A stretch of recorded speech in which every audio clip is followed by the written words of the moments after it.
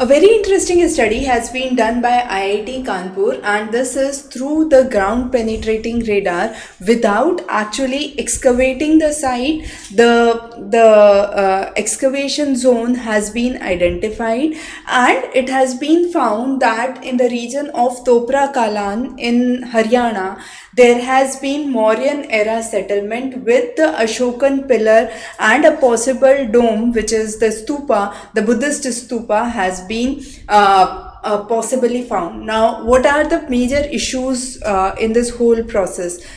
This site is actually located under a highly dense village, and relocating the entire village is extremely difficult.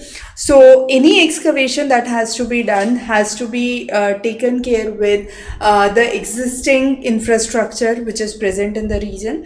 Now, if we talk about the historical origin, nearly 1500 BC old, we saw the origins of painted graveware potteries, and then during the 3rd century Mauryan period, the Ashoka erected his edicts at various sites. Topra Kalan is one such site.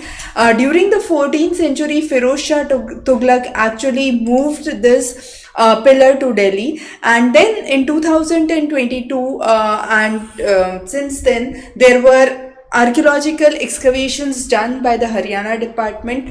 However, with the help of the ground penetrating radar, the hidden structures have been identified around 4 to 5 meter deep. Walls, platforms, enclosures have been found, and a possible dome structure has been seen.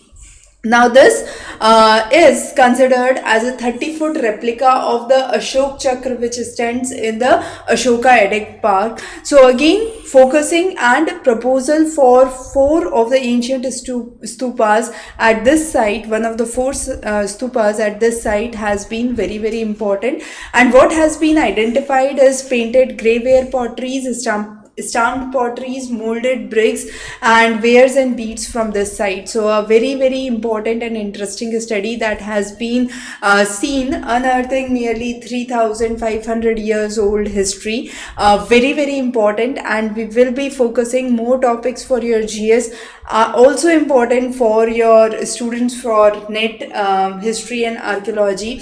We will be covering all those contemporary topics. Stay tuned, stay subscribed. Thanks for joining.